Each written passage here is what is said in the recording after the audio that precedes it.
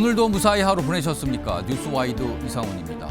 윤석열 대통령과 김용현 전 장관 어제 헌법재판소에 나와 얼굴을 마주했는데요. 이 과정에서 나온 계엄은 계몽령이다.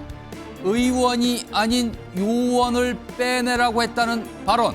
오늘 하루 종일 회자가 됐습니다. 자, 그리고 요즘 여야 잠룡들의 움직임이 심상치 않죠. 하나, 둘 목소리를 내기 시작한 건데요. 이런 상황에서 대선 주자 지지율 1위인 이재명 대표, 여권 1위인 김문수 장관을 놓고 여와 야가 각각 표정 관리를 하고 있다는 얘기가 나옵니다. 무슨 사정인지 전해드립니다. 자, 이런 주제들과 함께 저는 1분 뒤에 돌아오겠습니다.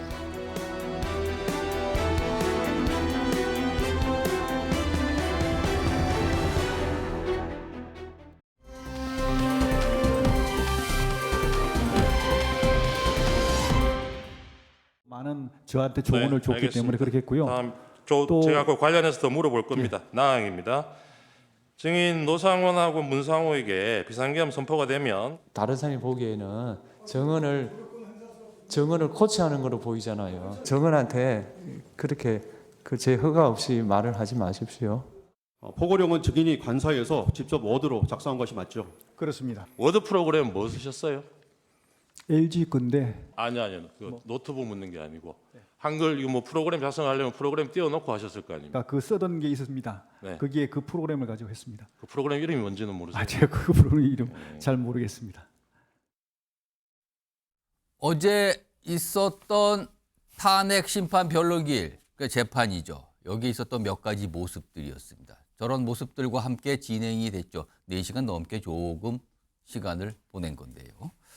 자, 이와 관련된 얘기 지금부터 해볼 텐데요. 특히요, 어제 윤석열 대통령과 방금 화면에 등장했던 김용현 전 장관 사이에 주고받은 대화 내용, 오늘 많은 분들이 이 얘기를 좀 하셨어요. 기억이 난다. 핵심은 이 발언이었죠. 일단 그 목소리 들어보겠습니다. 우리 장관께서 제 관저에 네. 그걸 가지고 오신 거로 기억이 됩니다. 네. 기억나시죠? 맞습니다. 예. 네. 그냥 놔둡시다라고 말씀을 드리고 그냥 놔뒀는데 뭐 기억이 혹시 나십니까? 예, 제가 이제 느낀 것은 네. 대통령께서 평상시보다 이렇게 좀 꼼꼼하게 안 보시는 것을 제가 느끼면서 전공이 네. 이걸 제가 왜 집어넣냐 웃으면서 이렇게 얘기를 하니 계고한다는 측면에서 그냥 뒀습니다 해서 저도 그렇습니다. 웃으면서 그냥 놔뒀는데 예. 그 상황은 기억하고 예, 계십니까? 기억합니다. 지금 말씀하시니까 기억납니다. 두 가지 내용이었어요. 근데 둘 다 취지는 말씀하시니까 들어보니까 기억이 납니다. 기억하시죠? 윤석열 대통령 그 부분을 강조해요. 기억하시죠? 네, 기억납니다. 말씀을 들어보니까 기억납니다. 이런 모습들이 한 2차례 정도 반복이 됐습니다. 어제요. 이걸 놓고 여러 가지 시각들이 지금 나왔어요. 그리고 김용현 전 장관 특히 굉장히 주목되는 쟁점 사안으로 떠올랐던 최상목 부총리에게 건네줬다는 그 쪽지. 이 쪽지와 관련해서 그동안 여러 가지가 있겠어요. 누가 작성했는가, 누가 건네준가. 그런데요, 김용현 전 장관 어제 이와 관련된 얘기도 했습니다. 들어보시죠. 국민의 당일 경제부총리 최상목에게 꼭 쪽지를 건넨 사실이 있습니까? 예, 있습니다. 최상목 그 경제재경부 장관이 좀 늦게 왔습니다. 예. 그래서 제가 직접 만나지 못해서 실무자를 통해서 전했습니다. 예. 누가 작성한 것입니까? 쪽지를? 제가 작성했습니다. 예. 그런 문건을 하나씩 나눠주셨다고 했는데 총 몇 장이나 준비하셨어요? 5, 6, 한 6장, 7장 정도 될 것 같습니다. 6. 비상입법기구 내용이 담긴 거기에 예산을 지원하고 국회는 예비비 등 국회 관련 예산은 빼라. 이런 내용이잖아요. 이거에 대한 쪽지를 본인이 작성하고 본인이 최상목 부총리에게 건네주라고 실무자한테 시켰다. 그렇다면 장관이 부총리에게 지시하는 듯한 내용을 줬다, 썼다. 이렇게 되는 건데요. 자, 얘기 좀 지금부터 해보겠습니다. 최경철 매일신문 편집위원, 소영주 맥 정치사회연구소장, 그리고 소정민 변호사 나와 계십니다. 안녕하십니까? 안녕하십니까? 우선 소영주 소장님. 네. 일단 말씀을 들으니 기억이 난다. 이거에 대해서 지금 야당에서는 오늘 나온 반응이 뭔가 윤석열 대통령과 김영현 전 장관이 말을 맞추는 거 아니냐 이런 의심도 야당을 하는 것 같고요. 그리고 아까 나왔지만 그 쪽지 얘기 보니까 본인이 쓰고 본인이 전달하고 시켰다. 김영현 전 장관이 이른바 다 뒤집어 쓰는 거 아니냐 이런 시각이 오늘 야당에 나오는데 어떻게 보셨어요? 그렇죠. 말을 맞춘 듯한 모습은 맞습니다. 왜 그러냐면 오늘 처음 만난 게 아니라 윤석열 대통령이 처음에 1차 본인이 직접 변론을 할 때 예. 지금 진술들을 다 얘기했죠. 내가 비상 입법기구에 대한 쪽지는 나는 모른다. 언론 보고 알았다. 내용이 좀 부정확하던데요. 뭐 이 정도 해서 본인은 관여한 바 없다라고 딱 잘라서 얘기했어요. 그거에 대해서 이제 그 김영현 전 장관이 나와서 예. 내가 작성했다. 근데 중요한 거는 본인이 이거를 지시를 받았다기보다는 아이디어 차원에서 작성했다는 식으로 증언을 해요. 근데 어떻게 한나라의 국무위원들에게 어떤 구체적으로 어떤 행위들을 줄 때 아이디어 차원에서 공식 문건을 통해서 본인이 할 권한이 있는지에 대해서 예. 저는 그거는 좀 논리 안 맞다라는 오. 것이고, 그다음에 그 포고령에 대해서도 그렇습니다. 아까 자료면을 봤으나 뭐 기억나시죠? 우리 장관님 제가 가지고 왔는데 예. 뭐 이렇게 좀 뭐 전공의 부분도 웃으면서 이거는 뭐 뺍시다 뭐 하니까 둡시다 뭐 이런 식으로 하면서 뭐 서로 제가 그렇게 얘기하는데 기억나시죠? 기억나시죠가 이제 마지막인데 그 앞서 내용들이 그렇잖아요. 그러니까 포고령을 아예 관여 안 한 게 아니라 봤어요. 근데 김영현 전 장관은 꼼꼼하게 평소보다는 안 본 것 같다. 중요한 포고령에 관여를 했다는 것에 대해서는 부인을 못한 겁니다. 그리고 이게 어느 정도 좀 느슨하게 내가 적극적으로 포고령을 안 했다는 1차에 대한 윤석열 대통령의 주장을 뒷받침하긴 했으나 명쾌하진 않다. 예. 그리고 마지막에 우리 장관님 기억나시죠 하니까 말씀하시니까 기억납니다. 마치 기억을 강요당하는 느낌. 근데 김영현 전 장관이 검찰에서의 증언과는 완전히 상반됩니다.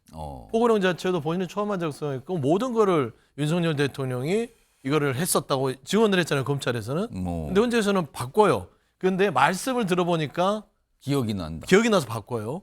비상계엄 쪽지도 마찬가지지 않습니까? 그래서 저는 이 부분은 말 맞추기 플러스 위증에 대한 교사의 어떤 흔적도 저는 보인다. 그래 보입니다. 서정민 변호사. 변호사 경험으로 봤을 때 이제 재판 과정에서 뭐 이제 이 질의응답도 있고 오가잖아요. 근데 기억나십니까?라고 물었을 때 증인이 지금 말씀하시는 거 들어보니까 기억이 납니다.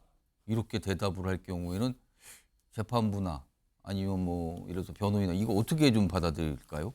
사실 이제 기억이 나냐라는 그 끝부분보다도 그 앞에 설명했던 내용들이 이제 얼마나 상세한지 이 부분을 좀 봐야 될 것 같습니다. 그래서 변호사 입장에서는 증인 신문 같은 경우에는 어쨌든 법정에서 나오는 예. 그 증인의 증언들이 무척 중요한 증거로 쓸 수 있기 때문에 이걸 어떻게 구성하는지를 상당히 고민을 하게 되고 예.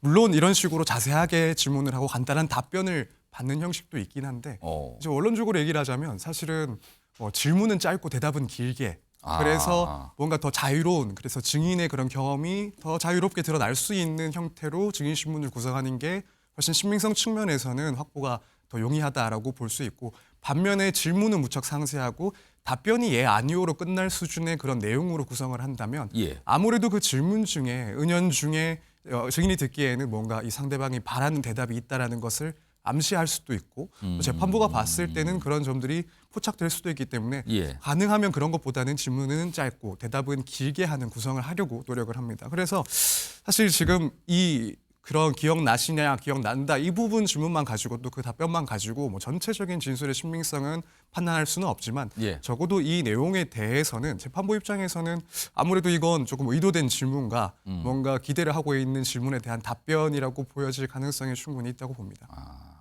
일단 어제 상황 중에서 많은 분들이 관심 있게 본 장면이 저 모습이었거든요. 자, 특히 쪽지 관련된 거 아까 영상을 전해드렸는데 화면으로 한번 좀 정리해 볼까요? 윤석열 대통령과 김영현 전 장관. 계엄에 반대하는 최상목의 줄 내용 아닙니다. 뭐 이런 내용의 설명도 어제 있었는데 김영현 전 장관은 내가 작성했고 실무자톡에 최상목 부총리에게 전달했다.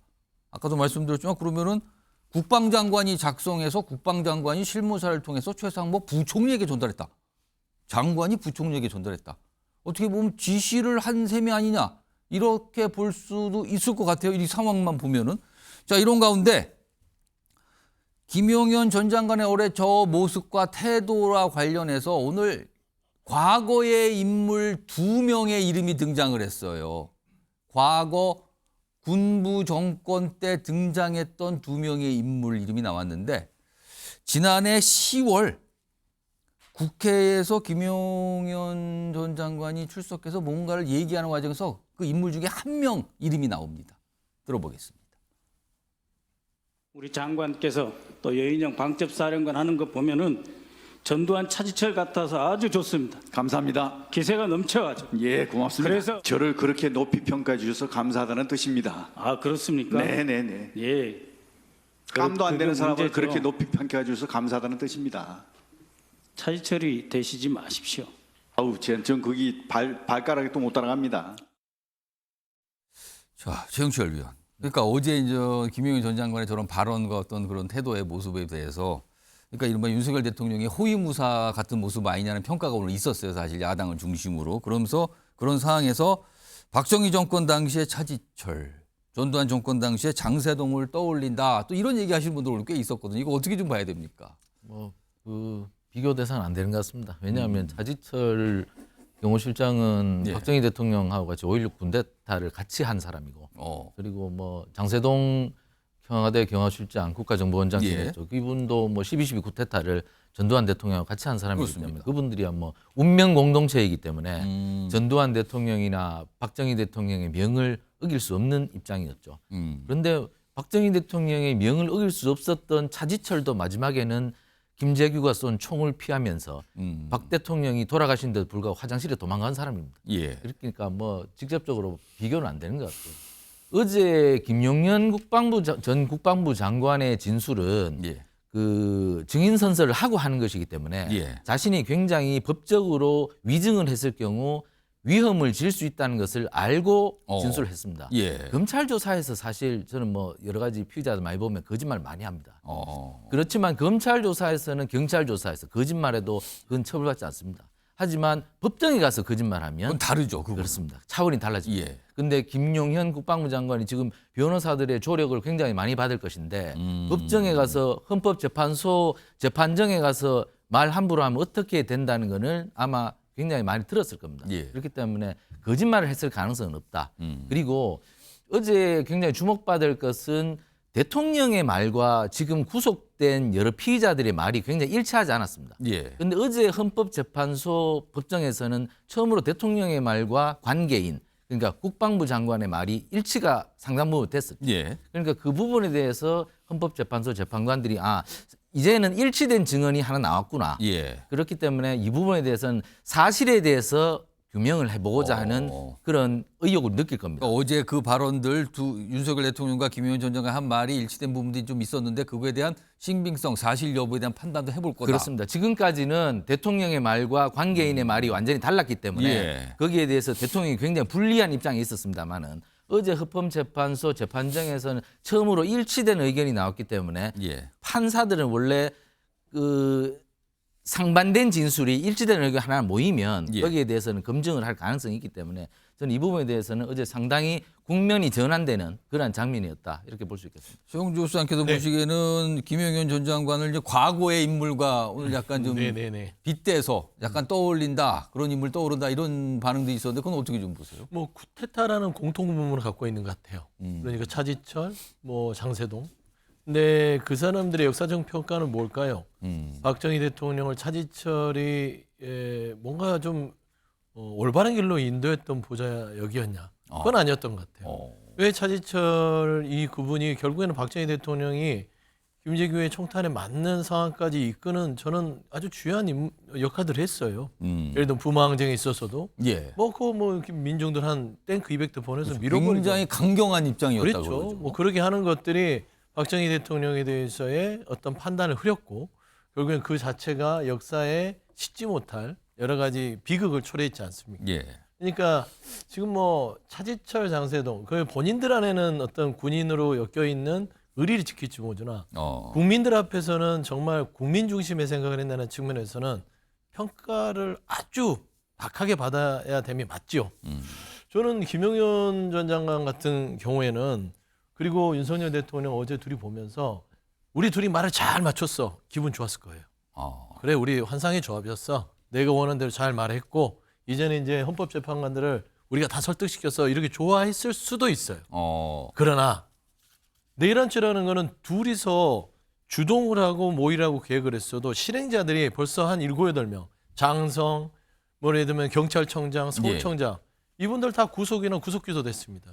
이들의 증언은요 실무자들이잖아요. 현장에서 명령에 복종하고 명령에 목숨을 바치는 군인들이 없는 명령을 만들어서 군을 투입하고 예를 들면 본인의 별을 걸고 이렇게 혐의를 부인하지 않겠습니까? 그러니까 이런 부분에 있어서 전체를 봐서는 이 두 사람이 말 맞춘 거는 이 내란의 어떤 범죄 혐의에 대해서 하등에 도움이 안 되고 재판관들의 설득이 안 된다는 점에서는 그냥 본인들 둘이 그냥 만족한 부분이었고 차지철 장세동 비교조차도 안 되는 참 우스꽝스러운 그런 모습이었다라고 좀 평가하고 있습니다. 자, 어제 있었던 헌법재판 탄핵심판 변론길 4차였습니다. 여기서 나온 윤석열 대통령과 김용현 전 장관의 발언들 오늘 여러 가지 회자가 좀 됐고요. 그리고 여러 가지 또 시각도 좀 같이 있었습니다. 다음도 좀 관련이 있습니다. 이 주제는 키워드가 마련되어 있습니다. 보시죠. 계엄령이 아닌 계몽령이다. 계몽령이란 표현이 등장을 했어요. 어제 변론기일 때요. 그러니까 윤석열 대통령 대리인단에서 나온 발언인데요. 그리고 또 이거에 대해서 여당 내에서도 이런 얘기 하신 분이 있습니다. 이렇게 또 설명하시는 목소리도 있어요. 들어보겠습니다. 국민들에게 국가 비상사태의 실태를 알려서 경각심을 가지게 하려고 비상계엄을 선포하는 것입니다. 국민들은 이 사건 비상계엄을 계몽령이라고 이해하고 있는데 반국가 세력은 대통령이 비상계엄 선포를 내란죄라고 몰아서 국방 책임자들을 구속한 데 이어서 대통령까지 구속한 것입니다. 이제 몇몇 의원님들께서 부정선거론이나 또는 뭐 계엄령이 아니라 계몽령이다 이런 취지의 글을 좀 많이 올리세요. 근데 많이 올리다 보니까 김민전 의원이요. 누구라고 지칭하고 싶진 않고 더 있으시군요. 많이 올리시는데 근데 좀 검증되지 않은 정보들도 많이 올라오고요. 그러니까 국민의힘 내에서도 계몽령이라는 표현을 누군가가 쓰나 봅니다. 그런 거를 뭐 이렇게 올리고 알리고 그런다. 근데 어제 윤석열 대통령 법률 대리인단에서 비상계엄은 계몽령으로 국민들이 이해할 것이다. 계몽령이라는 표현입니다. 그러니까 계엄령 아니다. 이건 계몽령이다. 국민들을 깨우치기 위한 조치다. 이런 주장이잖아요. 자, 그리고요. 또 하나. 이거 오늘 참 많은 분들이 얘기하시더군요. 의원이 아니고 요원이다. 요원을 빼내려고 했다. 관련된 목소리도 좀 붙어 있습니다. 들어보시죠. 의원이 아니라 요원을, 그죠? 요원을 빼내라고 한 것을 김병주 국회의원이 의원들 빼내라는 것을 통과시킨 것이죠. 네, 그렇습니다. 의원들이 아니고 요원들일 것 같으면 철수하라고 그냥 말로 지시하면 되지 뭘 끌어냅니까? 압사 사고가 나겠다. 네네. 일단 빼라. 요원을 끌어내라고 했더니 의원을 끌어내라는 것으로 뜻이 왜곡됐다 이렇게 얘기를 하고 있었던 사실이 너무 명백함에도 불구하고 이를 뒤집기 위해서 하는 말들이기 때문에 그 자체가 코믹하고 앞뒤가 안 맞는 것입니다. 이 얘기 좀 해볼까요? 소영주 소장님. 네. 어떻게 들으셨어요? 좀 창피하죠. 그러니까 예전에 우리가 바이든 날리면을 다시 생각하게 하는. 그러니까 통상 일반 국민들의 상식, 그러니까 12년 정도의 이 대한민국에서 정하는 정규교육을 끝낸 분이라면 이게 우리를 우습게 하나? 이분들이 이런 상황들을 지금 연출하고 어제 있었던 겁니다. 그러니까 왜 의원이고 요원이다 이런 표현명을 하는가? 동사를 보세요. 그러니까 의원을 끌어내라라고 했는데 의원이 아니라 요원이다. 요원을 끌어내라 그랬더니 왜 그러면 끌어내라의 동사가 왜 철수하라 하면 되지 끌어낼 필요가 뭐 있어요? 그렇잖아요. 끌어낸다는 건 체포나 뭔가 강제로 안 나온다는 사람을 끄집어내는 건데 철수해라 하면 되고 빼내라 하면 되는데 끌어내라고 했어요. 그러니까 안 맞아요. 앞에 의원과 요원을 바꿔버리면. 그렇지 않습니까? 그러니까 이런 것들이 거의 뭐 상식에서 벗어나는 얘기인데 저 말이 왜 나왔냐면 결국에는 국회의원들을 체포하려고 하지 않았다. 그렇게 되는 거예요. 그런 지시가 없었다. 저 주장이 받아들여진다면 끌어내는 주체는 국회의원이 아닌 거 되고 군, 그러니까 계엄군 요원, 뭐 요원이라는 그렇죠. 표현이 많이 그거를 하려고 하는 것인데 예. 뭐하려고 그러면 투입해요 애초부터. 그렇지 않습니까? 그래서 이거는 상당히 그 국민들의 지성과 헌법재판관들의 지성을 우롱하고 모욕하는 발언이었고요. 계엄령, 계몽령 얘기를 하는데 계엄령이 계몽령이다. 국민들을 경각시키려는 취지가 그렇게 뭔가 그런 취지다. 취지를 설명하면서 그런 표현을 썼네요. 계몽이라는 게 이게 중세에서 근대로 넘어가는 시대에 있어서의 계몽주의 아니면 이게 국가가 무지몽매한 백성들에게 뭔가를 계도하고 가르치는 그런 이 계몽이라는 뜻이에요. 근데 25년대에 계몽을 하기 위해서 비상계엄을 했다는 게 이게 상식선으로 납득이 되나 싶어요. 25년도에는 이몽룡은 있어도 계몽룡은 없을 거예요. 그렇지 않겠습니까? 그래서 저는 왜 그런 줄 알아요. 이 아직도 윤석열 대통령 쪽 변호인들이나 윤석열 대통령이나 이게 극우 성향의 유튜브를 끊지 않고 있습니다. 계몽령도 극우수부 유튜브 누군가 처음에 주장했던 바고요. 그 다음에 김병주 의원 얘기를 하면서 요원 얘기를 하는 것도 이것도 유튜브 상에서 요원에 대한 음모설을 또 퍼뜨리면서 의원이 아니라 요원이었다. 근데 그 요원을 그 곽정근 사령관 얘기하니까 김병주 의원이 아니 의원이지 않냐라고 해서 그게 요원이 의원으로 바뀌었다라고 지금 음모론을 퍼뜨리고 있습니다. 이게 유튜버에서 나오는 것을 헌법재판관의 변론이라고 하고 있으니 참으로 제가 창피할 수밖에 없다라고 말할 수밖에 없습니다. 지금 이 사항을 놓고 사실은 국민의힘 내에서는 아직 뭐 별다른 반응이 오늘 없더군요. 반면에 특히 의원이 아닌 요원, 그러니까 국회의원이 아닌 요원 이렇게 되잖아요. 그 주장은. 그거에 대해서 민주당에서는 비판을 하면서 약간 패러디처럼 뭔가 의원들이 만들었더군요. 화면으로 좀 확인해 볼까요? 일부입니다. 이게 뭡니까? 박주민 의원이잖아요, 민주당이. 근데 은평갑 국회요원 박주민. 명함을 가상으로 저렇게 만들었다는 거예요. 그러면서 진짜 명함 바꿔야 하나. 그리고 허용 의원은 위에 보시면 빨간색으로 돼 있죠. 국회요원 허용. 역시 명함을 새로 만들어야 하나. 약간 이렇게 패러디 형태로 약간 비판적 입장을 저렇게 보여주는데 최경철 의원. 네.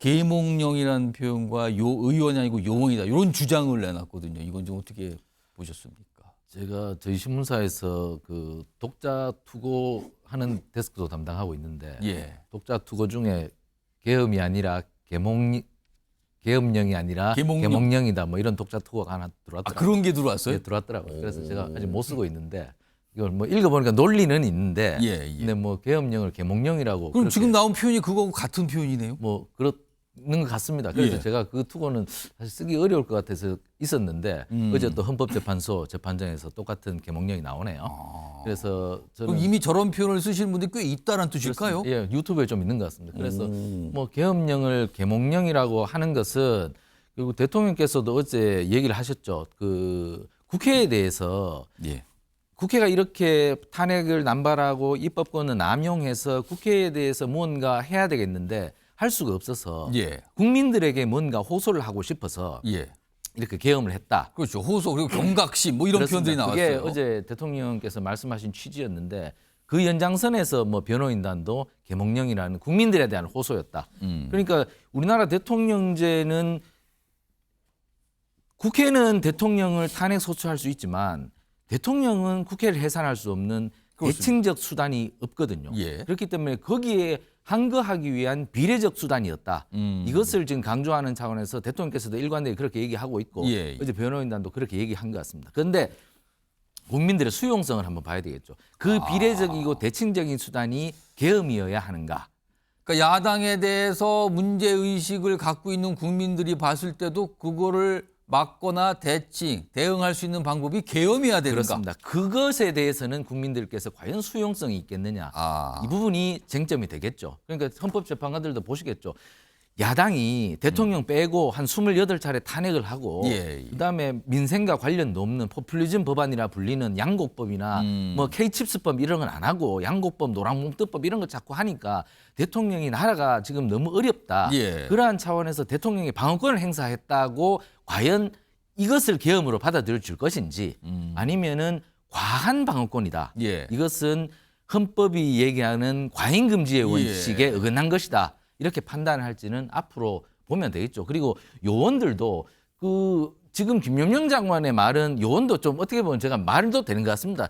대통령은 김용명 장관이 이렇게 얘기하지 않습니까? 한 6만 명, 7만 명 군인이 있어야 됩니다. 한 대통령 그만큼 필요하면 안 돼. 예. 그것은 국민들께 단순히 호소하는 계엄령이기 예. 때문에 병력이 그만큼 많이 들어가면 안 돼. 그렇기 때문에 병력을 빨리 빼내. 이런 취지에서 그 요원들을 빼내라. 대통령께서 그렇게 말씀하셨다고 주장했고 어제. 그리고 김용현 장관도 그렇게 들었다고 얘기하는 것이기 때문에 이 예. 부분에 대해서는 앞으로 관련자들이 계속 재판에 나올 겁니다. 헌법재판소에 나와서 관련자들의 진술을 또 이상 추가로 또 들어보면 요원이었는지 의원이었는지 알겠죠. 그리고 어떤 곽종근 특수전 사령관이 예. 그 김병조 유튜브에 나가서도 그렇습니다. 처음에는 요원이라고 얘기합니다. 요원들을 끄집어내라.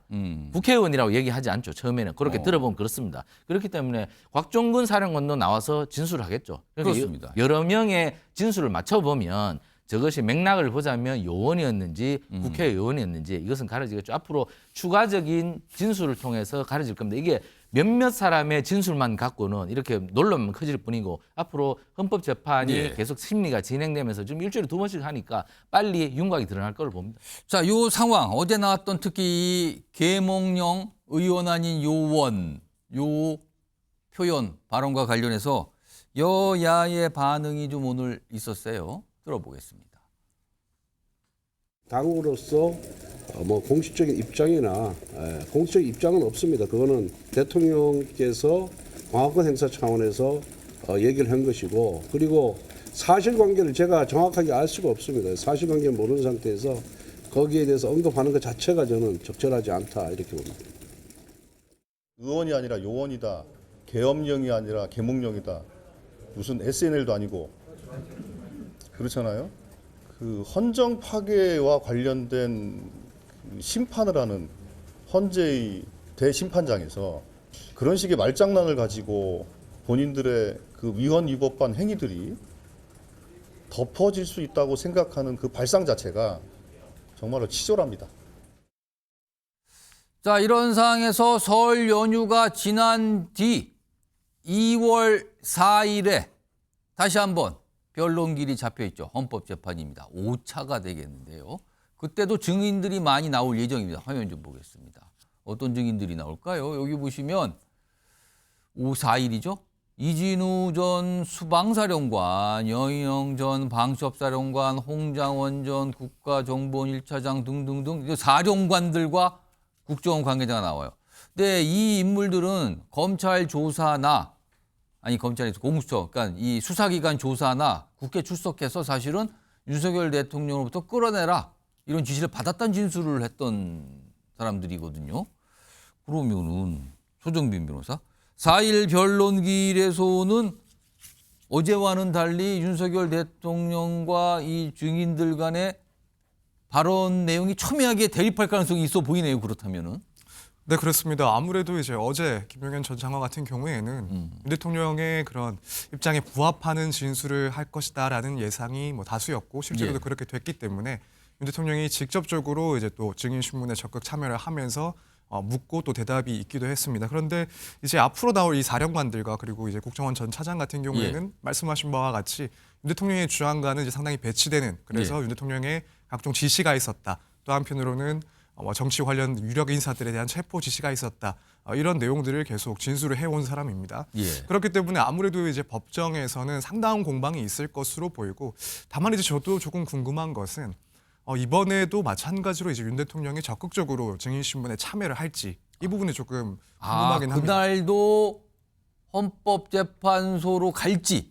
뭐 출석은 할 수는 있겠지만 출석은 할 수 있다. 출석을 한 상태에서 뭐 이번처럼 직접적으로 증인에게 질문을 하고 이런 장면들이 과연 발생을 할지 여기에 대해서는 조금 궁금한 상황이긴 합니다. 왜냐하면 이제 본인에게 유리한 그런 증인이라고 판단을 한다면 보다 편하게 증인 신문을 진행할 수 있을 텐데 이게 아무래도 대립되고 배치되는 증인에 대해서는 뭐 대리인 입장에서 봤을 때는 이 당사자의 윤 대통령이 직접 거기에 대해서 반박을 하고 또 거기에 대한 재반박이 오가는 모습들이 보여지게 된다면 사실 상당한 부담이 될 수밖에 없지 않을까. 그렇다면 차라리 대리인을 통해서 주된 신문들을 진행하는 것이 그래도 조금 부담이 덜하지 않을까 이런 생각이 있어서 과연 직접적으로 적극적으로 증인 신문에 참여를 할지 아니면은 뭐 대리인들이 대부분 진술을 받아내려고 할지 이 부분은 조금 지켜볼 부분인 것 같습니다. 소정빈 변호사는 어제처럼 윤석열 대통령이 직접적으로 질문을 자세히 하는 상황은 내달 4일 변론길에는 없지 않을까 약간 이런 전망을 하시는 것 같네요 지금요. 자 이런 가운데 어제 윤석열 대통령이 질문만 한 게 아니라 본인의 어떤 주장도 좀 몇 가지 내놨어요. 그리고 헌법재판관들이 또 몇 가지 질문도 합니다. 우선 어제 나온 윤석열 대통령의 발언 몇 가지 좀 묶었는데요. 들어보겠습니다. 어차피 이 계엄이라는 게 길어야 하루 이상 유지되기도 어렵고 반민주적이고 부당한 일을 지시한다고 할 때 그거를 따르지 않을 것이라는 거는 저희들도 다 알고 있고 그런 전제 하에서 이런 그 비상계엄 조치를 하고 실패한 계엄이 아니라 저도 빨리 끝날 거라고는 생각했지만 예상보다 좀 더 빨리 끝났다. 그러니까 계엄 선포를 했지만 이게 오래 못 간다라는 취지의 설명을 저렇게 여러 표현으로 한 거예요. 자, 이와 또 그 뒤에 이제 헌법재판관들이 질문을 좀 합니다. 몇 가지가 내용이 좀 있는데 그것도 좀 들어보죠. 군병력이 왜 본청에 유리창을 깨고 진입을 했습니까? 의원들이 들어오시는 거는 그냥 뭐 제재 없이 그냥 통과하시지만 나머지 불필요한 인원은 들어오지 못하도록 이렇게 딱딱 질서 정연하게 가장 주된 목표가 그 입법기구인 국회의 기능을 정지시키겠다 하는 그런 의도가 있는 것으로 보이거든요. 정치 활동을 빙자해서 국가 체계를 문란하게 할 수 있으니까 이런 활동은 좀 어떻게 제한시킬 필요가 있다. 이런 판단에서 거대 야당의 경종을 울리고 부정선거의 증거를 수집하기 위한 것이다. 이러한 이유로 비상계엄을 선포할 수 있다고 생각을 하시는 거죠? 그 비상계엄 요건은 네. 대통령님께서 판단하시는 것이기 때문에 이것도 소정빈 변호사께 질문드렸는데 헌법재판관의 질문들 보셨죠?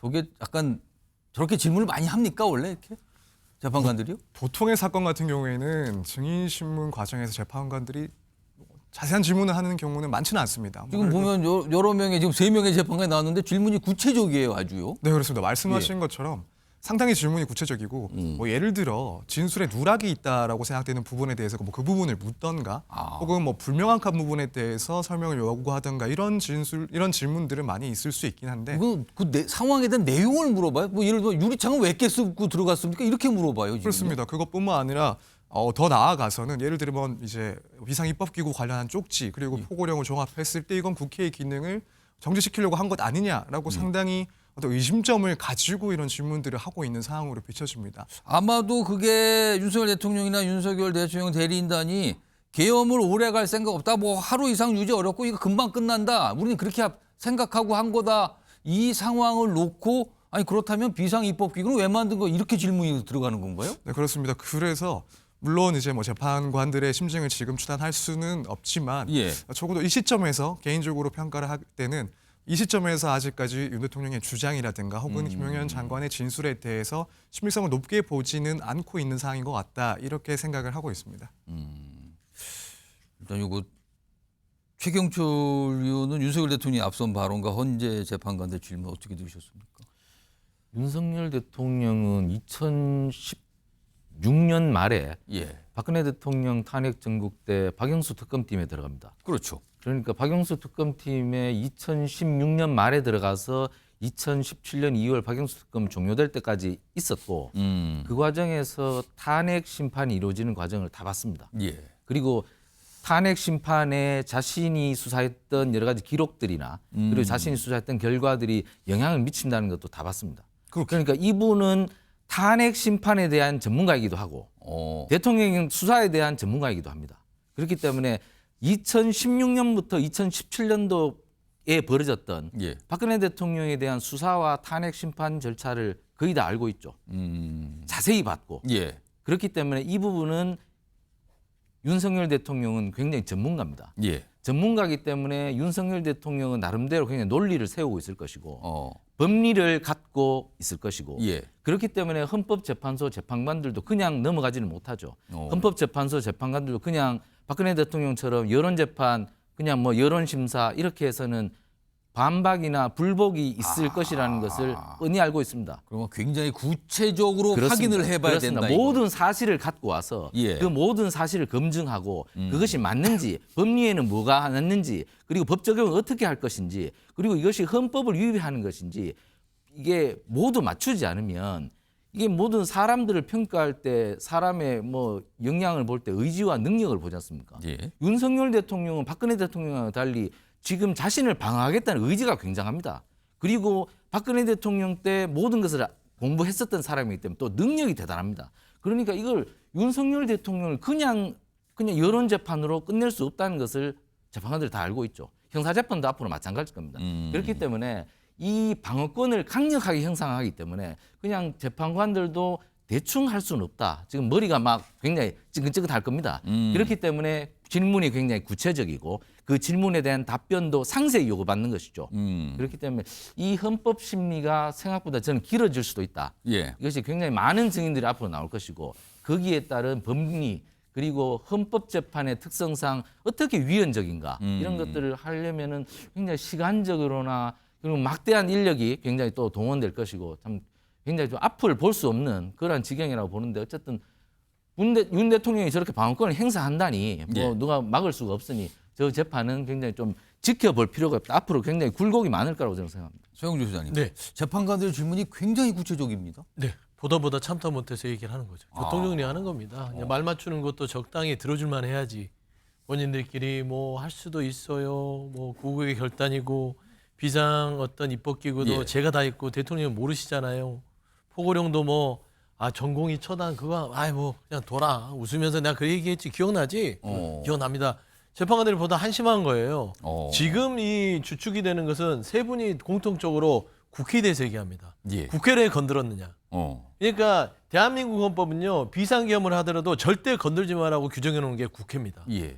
그러니까 비상계엄을 해놓고 나서 국회가 안 열면 국회 통보를 통해서 국회를 열도록 하고 그렇습니다. 그리고 나서 국회가 이 비상계엄에 대해서 의결을 할 수 있는 것을 보장한 다음에 예. 그 다음에 비상계엄이 승인을 받았을 때는 군을 투입하거나 이렇게 신속하게 비상계엄 조치를 하는 거예요. 이게 우리 대한민국 헌법과 법률이 정한 것이에요. 그럼에도 불구하고 국회를 지금 군을 투입하고 들어가서 유리창을 깨부수고 비상입법기구로 만들고 했는 게 너무 자명한데 김영현 전 장관과 윤석열 대통령 지금 본인들끼리 재판관들을 그냥 어떤 느낌이냐면 우리를 조롱하나? 우리가 정말 법이나 이런 상황의 인식을 못한다고 생각하나? 그러니까 참다 못해서 물어보는 거예요. 물어보니까 답을 못하잖아요. 예를 들어서 그 이미선 재판관이 마지막에 그렇지 않습니까? 야당의 경종을 울리고 부정성을 입증하기 위해서 비상계엄을 할 수 있다고 봅니까? 하니까 본인이 답을 못해요. 그 비상계엄은 대통령이 판단할 문제다. 근데 이미 다 얘기했어요, 대통령은. 이게 안 될 줄 알고도 그냥 겁을 주고 국민들한테 경각심을 준다. 근데 그 안 될 줄 안다는 말 자꾸 써요. 뭐 군이 움직이지 않을 줄도 알았고 금방 끝날 줄 알았다. 이걸 결과론적인 변명이. 뭐 하루 이상 유지 어렵다고 생각했다. 그거는 실패를 했기 때문에 뒤늦게 보니까 실패를 하니까 이거 변명이 뭐 군이 잘 안 따라줘서 실패했던 것이고 그 짧은 시간에 국회가 의결했기 때문에 빨리 끝난 실패한 계엄이 된 거예요. 그런데 마치 그걸 자기가 다 의도하고 실패한 계엄이 아니라 성공한 계엄이고 이 정도로 이미 경각심을 했으니까 끝났다. 그러니까 이거 재판관들이 듣고 있으면 답답할 노릇이기 때문에 정리하는 차원에서 그냥 예리한 질문들을 던질 수밖에 없었다 생각합니다. 자, 내일부터는 설 연휴가 시작이 됩니다. 그리고 앞서 공수처는 윤석열 대통령 사건을 검찰로 넘겼죠. 그러면은 검찰이 이제 수사를 담당하게 되는 건데 관련 내용 좀 확인해 보죠. 몇 가지 검찰의 움직임이 있었어요. 어제 검찰이 이제 특별수사본부를 꾸렸죠. 어제입니다. 구속 연장 신청을 했어요. 법원에 4달 6일까지 연장해 주세요 신청을 합니다. 자, 그렇다면 내일부터는 연휴인데 주말쯤 방문 조사가 이루어지지 않을까 이런 전망이 일단 나오고요. 그리고 과연 방문을 하면 구치소를 방문한다는 거잖아요. 그러면은 그럴 때 윤석열 대통령은 검찰의 조사에 응하나. 여기 친정이라고 돼 있죠. 검찰 출신 윤석열 대통령. 검찰이 조사할 때 응할까? 이겁니다, 지금요. 이런 가운데 지금 윤석열 대통령 변호인단이 서울중앙지검을 방문했다는 그런 내용도 좀 나오고 있거든요. 지금 보시면 윤 변호인단 서울중앙지검 방문해서 의견 전달, 일정 조율은 아니다. 의견을 전달했다. 근데 일정 조율은 아니다. 무슨 의견을 전달하는 건지는 정확하지 않습니다만 방문했다는 내용까지 좀 속보로 들어와 있습니다. 소정빈 변호사, 검찰은 연유가 있어도 수사를 하는 거죠? 네, 그렇습니다. 뭐 이제 피의자의 동의가 있다라고 한다면 또 필요성이 있다라고 한다면 당연히 수사를 직접적으로. 그리고 많은 분들이 궁금한 게 공수처에 수사하다가 사건을 넘긴 거잖아요, 검찰은. 그럼 공수처의 수사와 지금 이제 수사를 해야 되는 검찰 수사는 뭐 다른 점이 있습니까? 사실 뭐 기본적으로는 다른 점이 있다라고 보기는 힘들 것 같습니다. 다만 이제 공수처보다도 이제 검찰은 결국에는 기소를 맡아서 해야 되는 거고 그렇다면 이제 기소에 필요한 그런 증거들이 충분히 수집되었는지 물론 공수처도 당연히 기소를 전제를 하고 조사를 했겠지만 아무래도 이 전문성이나 경험 측면에서 기소를 위해서 어느 정도까지 증거가 필요하고 어느 정도까지 뭐 사실관계라든가 법리적인 것들을 검토해야 되는지는 분명히 검찰이 훨씬 더 많은 그런 역량을 가지고 있지 않나 생각을 해볼 수가 있습니다. 그렇기 때문에 결국 하는 것은 이 수사와 또 그 기소를 위한 수사긴 하지만 이 질적인 측면이나 혹은 양적인 측면에서는 어쨌든 조금 더 기소 그리고 이후의 공소 유지를 위해서 검찰이 더 꼼꼼하게 또 한번 재검토를 하지 않을까 뭐 이 정도의 차이는 있을 것 같습니다. 근데 공수처에서처럼 윤석열 대통령이 만약에 조사를 응하대로 묵비권을 행사하면 똑같은 거 아닙니까? 뭐 아무것도 안 나오는 거는? 물론 뭐 마찬가지로 묵비권을 행사한다, 조사에 응하지 않는다라고 한다면 당연히 이제 윤 대통령에 대한 실질적인 수사는 없는 거나 마찬가지이기 때문에 공수처의 단계에서 동의를 할 겁니다. 다만 뭐 그럼에도 불구하고 공수처에서도 사실 그런 진술이 없다 하더라도 관계 증거들에 의해서 충분히 기소할 수 있다는 입장이었고 마찬가지로 검찰에서도 만약 윤 대통령이 적극적으로 조사에 임하지 않는다 하더라도 그 밖에 이제 관계자들의 증거나 객관적인 증거들이 충분히 이제 모아졌는지를 보고 또 뭐 경우에 따라서는 추가적인 그런 외부적인 부분에 대한 수사를 진행을 하면서 결국 진술 없는 상황까지 전제를 해서 증거들을 수집하고 정리를 하지 않을까 이렇게 볼 수 있을 것 같습니다. 혹시 전망하시기에 좀 영장 그 구속 기간 연장 신청을 한 거잖아요. 그래서 2월 6일까지 연장해 달라고 일단 그러면 한 20일 꽉 차게 되는 건데 이건 어떻게 전망하세요? 연장 될 걸로 판단하십니까? 뭐 사안의 중대성을 봤을 때 연장이 될 거라고 봅니다. 이제 만약에 연장이 되지 않으면 또 이제 윤 대통령은 불구속 상태에서 석방이 되는 거잖아요. 석방이 되고 불구속 상태에서 재판을 진행을 해야 되는데 그 경우에는 또 다시 이제 사실은 뭐 사건 외적이긴 하지만 또 다른 여러 가지 모습이 또 있을 수 있는 거죠. 네, 그런 부분까지도 물론 뭐 이건 법적인 부분이라고 보기는 힘들긴 하지만 아무래도 법원 측에서는 조금 고민을 할 수 있는 부분이 아닐까 싶고 일단은 무엇보다도 이 사안의 중대성 그리고 지금까지 윤 대통령이 공수처의 수사에 적극적으로 협조를 하지 않았던 모습 그리고 관련자들의 진술에 대해서 계속 반대되는 모순되는 진술을 해왔던 모습들을 봤을 때 법원에서는 연장 필요성이 충분히 있다라고 판단을 할 거라고 생각을 합니다. 최경철 의원께서는 윤석열 대통령이 검찰 조사에는 응할 동기가 있다고 보십니까? 뭐 응하지 않을 거라고 봅니다. 뭐 일관되게 대통령께서는 내 직분을 떼고 그 형사재판을 해라. 그러니까 헌법재판소에 가서 내가 징계심부터 먼저 받겠다. 그리고 징계심 받는 것만 해도 굉장히 바쁘고 그 피청구인 입장에서는 굉장히 괴로운 현실이기 때문에 재판을 동시에 진행한다는 것 자체가 방어권을 무력화하는 것이다.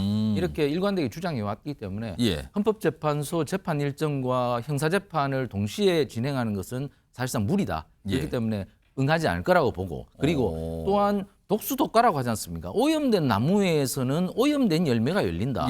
그리고 공수처가 지금 했던 수사를 기반으로 검찰이 아마 공소장을 작성할 것 같은데 공수처가 여태까지 했던 수사는 첫 번째 공수처는 내란에 대해서 수사할 수 없는데도 공수처가 처음부터 할 수 없는 수사를 해왔고 그리고 뭐 영장 쇼핑이라든가 뭐 여러 가지 독수독과에 해당하는 것들이 너무나 많지 않습니까? 그리고 그러한 불법적인 수사에 대해서 인정할 수 없는 의미이기도 하기 때문에 대통령께서는 그러한 수사를 공수처 수사를 기반으로 했던 검찰 수사에는 응할 수 없다. 그리고 이러한 두 가지 명분과 정당성을 국민들에게 얘기하면서 대통령께서는 헌재 심판에 집중하면서 묵비권으로 강제 수사가 만약에 또 된다면 묵비권으로 대응하고 그리고 뭐 구인을 한다면 응하지 않고 그렇게 할 것으로 봅니다. 그럼 공수처나 검찰이나 뭐 별다른 상황이 바뀌는 건 없을 것 같다라는 게 최영철 위원의 전망이었습니다. 일단 좀 지켜봐야 됩니다. 어떤 모습일지요.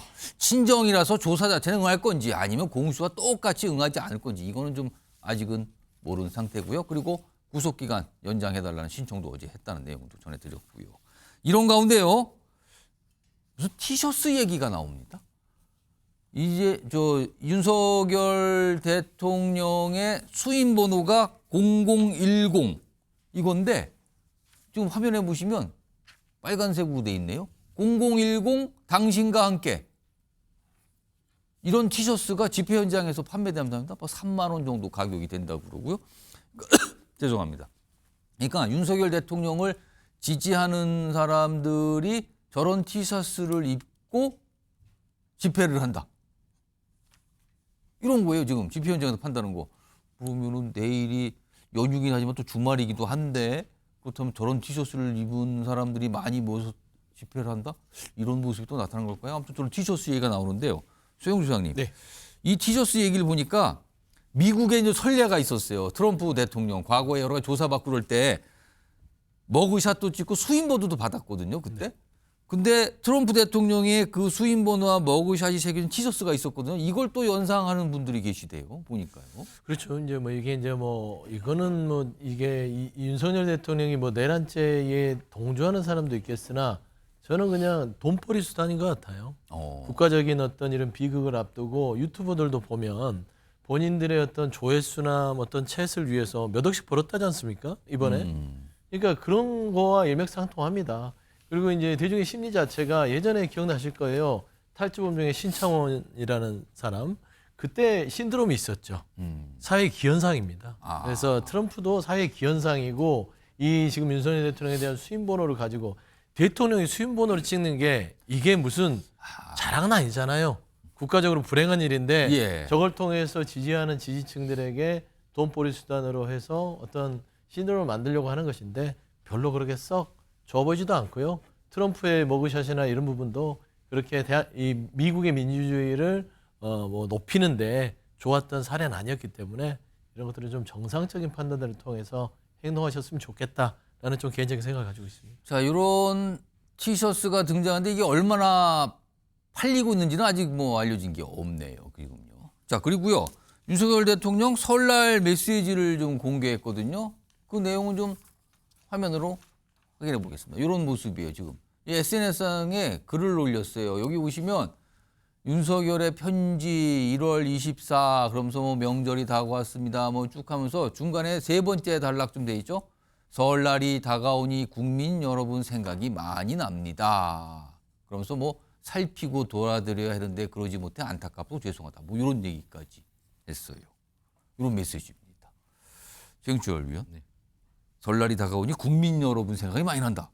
이 메시지.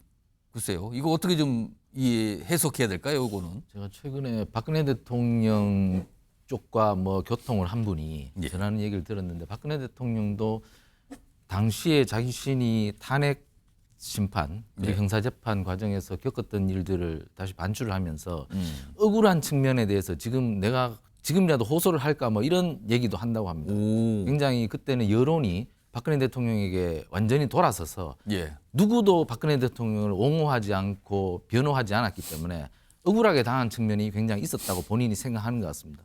그렇기 때문에 지금 윤석열 대통령도 지금 이러한 여론이 없이는 그냥 모든 여론이 돌아서 버린다면 자신도 고립무원이 되고 그리고 여태까지 자신이 싸우려 했던 국회 입법 권력의 남용 이 부분에 대해서 모든 것이 무너질 수밖에 없다. 그렇기 때문에 이 여론을 놓쳐서는 안 된다고 생각하는 것 같습니다. 그렇기 때문에 지금 또 대통령의 메시지가 또 먹혀요. 국민의힘의 지지율이 뭐 급상승하는 기현상을 보이지 않습니까? 그만큼 국민들께서도 저 사람이 계엄이라는 무리수를 동원하면서까지 저렇게 행동하려 했던 이유는 무언가 국회에 대한 참을 수 없는 그런 분개 이런 것이 있었을 것 아닌가 이러한 수긍과 수용이 있는 것 같습니다. 그렇기 때문에 대통령도 앞으로 계속 하기 위해서는 여론의 지지가 있어야 된다. 사실 박근혜 대통령이 그렇게 된 데는 여권이 반기문이라는 새로운 대항마가 찾을 수가 있었다고 생각하기 때문에 그냥 박근혜 대통령을 버리는 그런 계기도 있었는데 지금 그렇지 않기 때문에 대통령이 여론을 잡고 간다면 자신의 방어권도 형성하고 그리고 국회에 대해서 어떤 비판을 좀 더 명분 있게 설명하고자 하는 것 같습니다. 대통령이 저는 의지를 강하게 갖고 있고 그리고 여론도 따라가는 것 같아서 대통령이 저는 메시지 정치는 상당 기간 지속될 걸로 봅니다. 그러니까 지지자들 향하는 게 있고 또 여론을 좀 뭐랄까 여론을 좀 유리하게 끌기 위한 그런 목표가 아닌가 이건데요, 소영주 선생님. 저는 뭐 짧게 이런 생각이 들었어요. 그 격언 중에 후회는 아무리 빨리 해도 늦다. 그러니까 후회할 짓을 왜 했는지 스스로 돌아봤으면 좋겠고요. 노래도 한 곡 링크 댓글에 달아드리고 싶어요.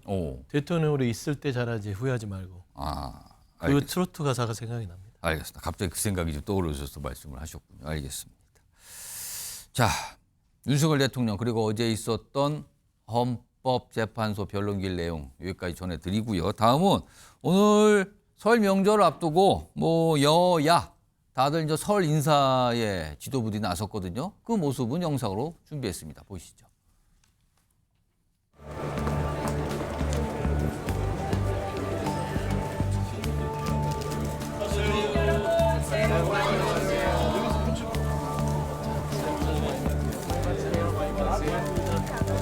윤석열의 가신 주제에 어디 뻔뻔하게 얼굴에 드밀고 있어. 원동동 내란 빨갱이.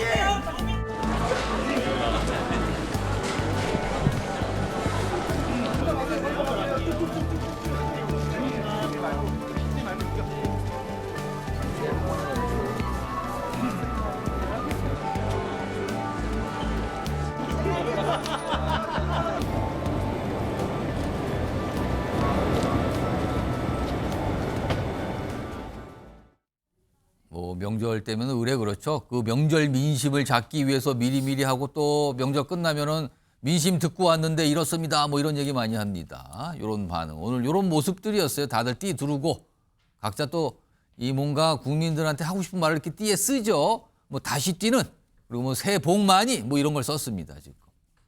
국민의힘은 서울역, 민주당은 고속터미널을 찾았다. 저게 또 어떤 의미가 있는지 모르겠네. 과거에는 용산역을 가는 경우도 있었는데 뭐 호남선, 경부선 뭐 이래서 용산역, 서울역에 갔는데 오늘 고속터미널을 갔는데 정치권 인사들을 맞이하는 민심은 좀 싸늘했다. 그러면 왜 오셨어요? 약간 이런 분위기도 있었나 보네요, 아마. 그리고 약간 좀 듣기 싫은 소리 하신 분도 있었다는 얘기도 좀 전해지고 그럽니다. 알겠습니다. 자, 다음 이슈 가보겠는데요. 요즘에 참 지지율 참 많이 나옵니다. 그리고요, 지금 조기 대선에 대해서는 아직 모르는 거잖아요. 그냥 가능성만 열려있다 이 정도인데 여론조사, 대선 주자 여론조사가 매 연일 거의 나오고 있습니다. 오늘도 좀 나온 게 있는데 한국갤럽 조사가 있거든요. 그것부터 좀 보죠. 여기는 다자조사예요. 여러 명 쭉 뭐 이름을 주관식으로 말씀하세요. 이렇게 물어보는 거거든요.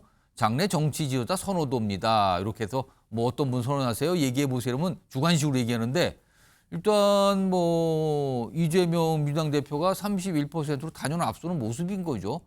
근데 어떻게 보면 좀 이 벽에 좀 막혀 있다? 큰 변화가 없이 더 올라가지는 못하고 있는 상황이잖아요. 김문수 장관 11%인데 한 주 전에 비해서도 올라갔어요, 지금요. 그러니까 여기는 오름세에 있는 11%고요. 이재명 대표는 뭔가 지금 막혀 있는 상황의 31%입니다. 그리고 그 뒤를 한동훈, 홍준표, 오세훈 등등등 주로 여권 주자들이 쭉 뒤를 잇고 있어요. 5, 4, 3 이렇게 퍼센트 수치가 좀 나와 있죠. 일단 요게 하나가 있고요. 그리고 최근에 요걸 어떻게 보면 일부에서는 이건 좀 너무 빨리 조사하는 거 아닙니까? 이런 말씀도 아닌데 양자 대결 조사까지 나와요. 여기 보겠습니다. 특히 이재명 대표와 김문수 장관. 이 조사는요. 오차 범위 안에서 김문수 장관이 앞서요. 46.4. 그리고 이재명 대표는 41.8. 오차 범위 안에 있습니다만 그 수치 자체는 김문수 장관이 앞서는 모습이 나타났습니다. 자, 그런데 야당에서는요. 김문수 장관이 혹시 있을지 모르는 조기 대선에서 여당 후보가 되면 뭐 고맙죠. 약간 이런 분위기의 얘기를 하십니다. 들어보시죠. 분이 제2의 윤석열 같이 행동을 하잖아요. 이재명 대표의 지지율이 국민의힘 뭐 김문수 등 다 합쳐놔도 안 되잖아요. 저는 그렇게 봐서 지금 뭐 거기에 얽매일 필요 없다. 이런 얘기를 하죠. 다른 말씀하신 분도 있어요. 화면을 보겠습니다. 민주당의 중진 의원이 언론에 이렇게 설명을 합니다. 강성 지지층에게만 각광받는 김문수 장관이 상대 후보라면 대선 이거 만약에 열린다면 쉽게 치르지 않겠나?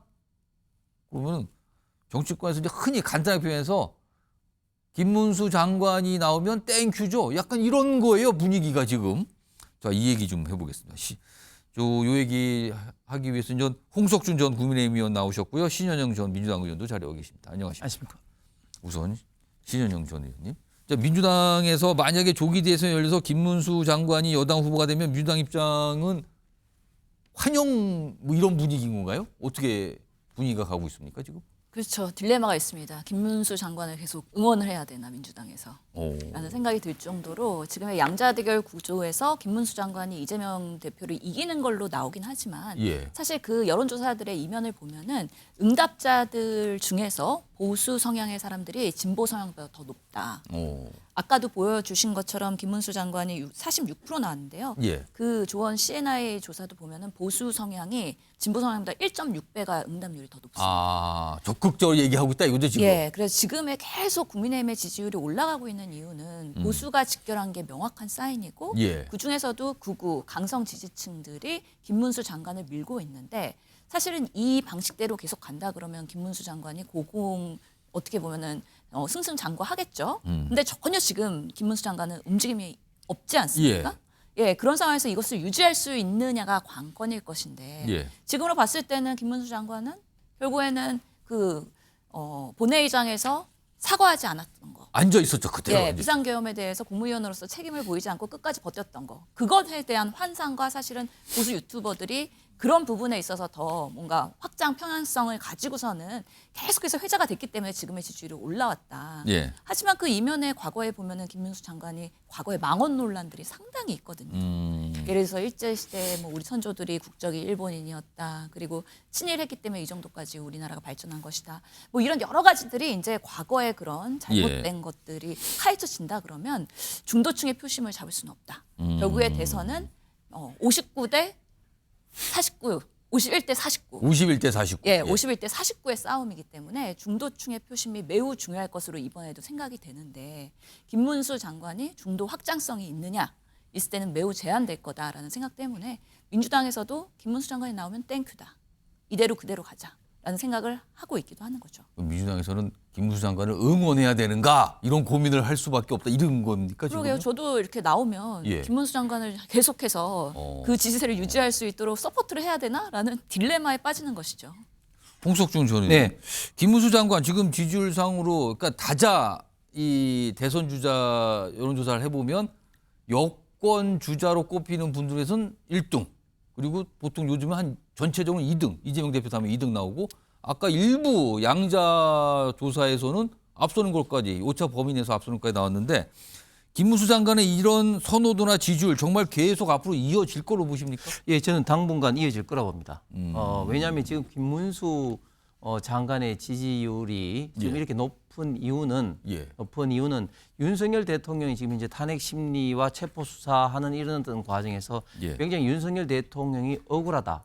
이런 어떤 우파 보수 그리고 중도 국민들의 분노의 불길이 김문수 장관의 지지율로 지금 붙어가고 있다. 그렇기 때문에 당분간 윤석열 대통령의 탄핵 그리고 수사 국면이 지속되면 될수록 그 지지는 김문수 장관에게 갈 가능성이 굉장히 많아 보입니다. 약간 반사 효과 또는 약간 이 다른 쪽에 오는 빚을 받고 있다 이런 겁니까? 그렇습니다. 그런데 왜 그러느냐? 단순하게 이제 그 당시에 이제 국회에서 서영교 의원이 이제 사과하라고 강제할 때 아니라서는 그게 도와서는 됐지만 김문수 장관을 사실 모르는 어떤 국민들도 그런 어떤 사건들을 통해서 김문수 장관을 보니까 이분이 경기도에서 3선이나 하고 또 그 경기도 지사를 또 재선이나 하면서 또 삶의 이력이 이렇네. 그리고 또 과거에는 좌파에서 노동운동으로 이렇게 했네. 이런 것을 알면 알수록 어떤 김문수 장관의 어떤 지지율이 계속해서 올라올 수밖에 없다. 왜냐하면 지금 그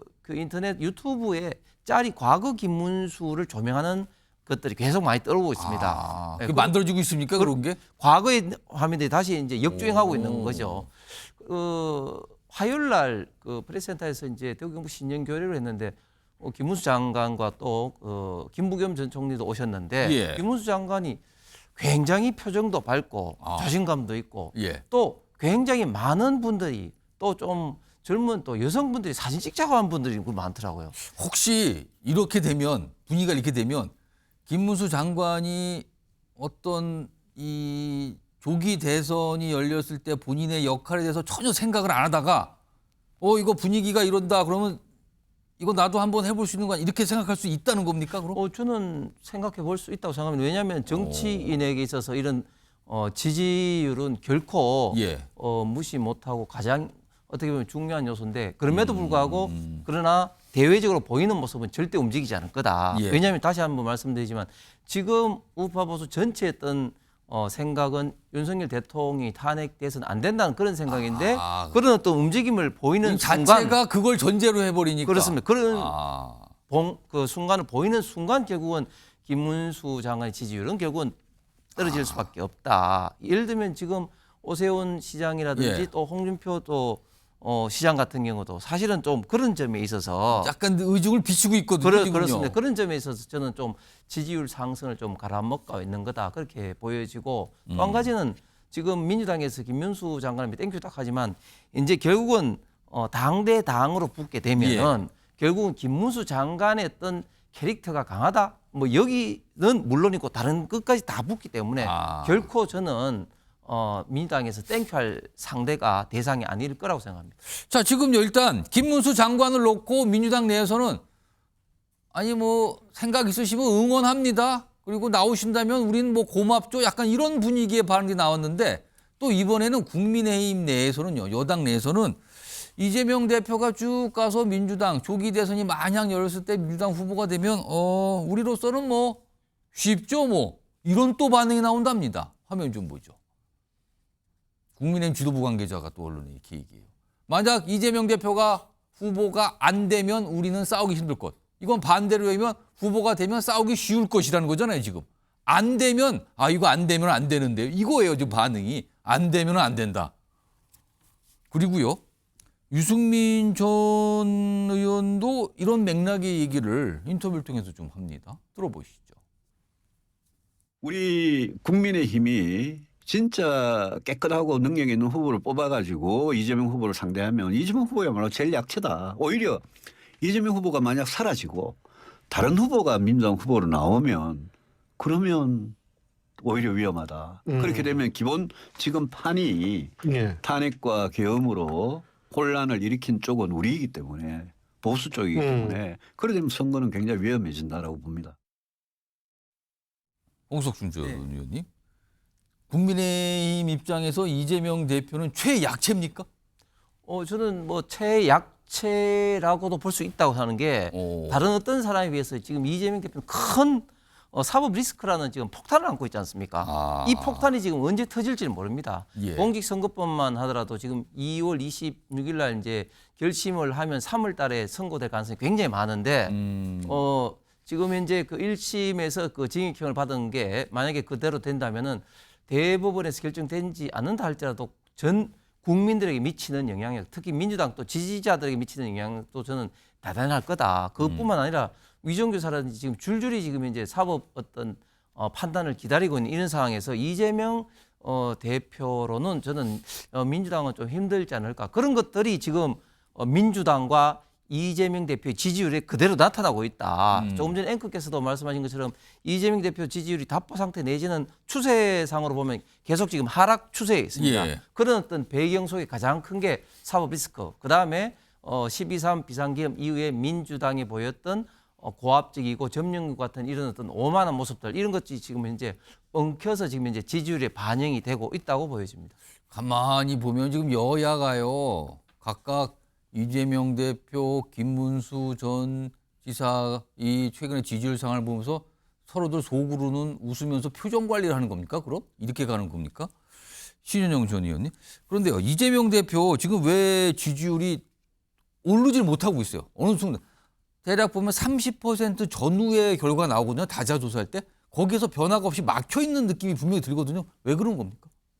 뭐 그래도 30%를 유지하고 있다는 것도 의미가 있는 것인데요. 지금 보면은 계속 여론조사가 다시 말씀드리는 것처럼 보수 성향의 사람들이 더 응답을 열심히 하고 있다. 예. 진보 성향의 사람들이 여론조사가 걸려왔을 때 끝까지 그런 민주당과 이재명을 지지하느냐 했을 때는 지금의 상황에 마음이 많이 상하기 때문에 사실 정치에 관련된 것들을 언급하거나 아니면 뭔가 행동을 하거나 이런 부분에 있어서 좀 무기력감이 있는 거 아니냐라는 생각이 들고요. 물론 그 이재명 대표의 비호감도가 있습니다. 그래서 이재명 대표가 정권을 잡았을 때에 대한 국민들의 우려와 걱정은 결국에는 민주당이 지금 170석, 범야권으로 보면 192석이나 큰 의회에 그런 권력을 갖고 있는데 민주당이 또 정권을 잡으면 너무 일방으로 우리나라가 균형이 무너지는 거 아니냐에 대한 우려가 분명히 있는 것이거든요. 그래서 민주당한테 집권을 할 수 있는 능력이 얼마나 있느냐, 그리고 합리적으로, 균형적으로 할 수 있느냐에 대해서 계속해서 챌린지를 하고 있기 때문에 그런 것들이 여론조사에 묻어나고 있다고 생각을 하고요. 이런 이재명 대표의 비호감도를 올리는데 국민의힘이 상당한 역할을 했습니다, 사실은.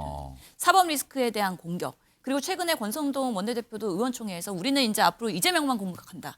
그런 발언을 했다라는 게 알려져 있지 않습니까? 그렇다면은 이재명 대표의 비호감도를 올리는 것을 국민의힘에서는 좋아하는데 만약에 2심 선고에서 이재명 대표가 어떤 결과가 나와서 후보에 있어서의 휘청거림이 있다. 그러면은 국민의힘은 과연 그 상황을 좋아할까요? 아니면 부담스러워할까요? 그래서 2심 선고가 유죄가 나오길 바라는 건가요? 아니면 그렇지 않은 건가요? 이 딜레마. 그러니까 국민의힘에서는 이재명 대표를 보는 양가 감정이 있을 것이다. 사법 리스크는 있어야 하지만 후보에서는 꼭 그 자리에 지켜다오. 라는 이 두 가지 메시지가 사실 혼재되어 있는데 뭐 정치는 생물이기 때문에 그 상황이 어떻게 변할지는 모르겠다라는 생각이 듭니다. 자, 이렇게 보시면 하여튼 김문수 장관 그리고 이재명 대표와 관련된 얘기를 두 분과 좀 나눠봤는데요. 여론조사 결과에 보면 지금은 떠나 있죠. 한동훈 전 국민의힘 대표. 거기도 이 지지율 여론조사에 들어가요. 근데 물론 그 지지율 자체, 뭐 선호도 자체 높지 않게 나오긴 합니다만 오늘 그리고 어제 한동훈 전 대표와 관련된 얘기가 좀 나왔어요. 약간의 다른 모습들이 있었거든요. 우선 김경률 전 비대위원이 얘기를 좀 합니다. 들어보시죠. 사실 오늘도 연락하셨어요? 저한테 예. 먼저 문자가 왔어요. 잘 지내시죠? 이렇게. 잘 지내시죠? 네, 그래서 역시 아주 좋은 타이밍이네. 뭔가 이야기 하시려고 그러나 보다. 예. 잘 지내죠? 했더니 답변을 곧바로 보냈거든요. 예. 거기서 뚝 끊어졌습니다. 많은 좀 고민을 하고 계시지 않나. 재등판의 시기는 본인이 결정하는 게 아니라 어떤 외부의 여건에 달려 있다 이런 말씀을 드린 적이 있는데 그건 전 여전히 유효하되 지금 저는 개인적으로 조금 그런 시기가 다가오고 있지 않나 하는 생각을 했거든요. 그러니까 한동훈 전 대표가 요새 그냥 조용히 있다 그러잖아요. 저번에 뭐 사진 한번 찍힌 적이 있었지만. 그런데 김경률 전 비대위원에게 먼저 문자를 보냈다는 거예요. 안부를 묻고 그랬다고. 이런 거 보니까 뭔가 움직이는 것 같다. 그리고 뭔가 등판 이거에 대해서 고민하는 것 같다. 이런 얘기가 나왔어요. 이런 가운데요. 오늘 나온 소식도 하나가 있군요. 화면 보겠습니다. 진종호 의원과 한동훈 전 대표가 점심 때 만났군요. 오늘 용산에서.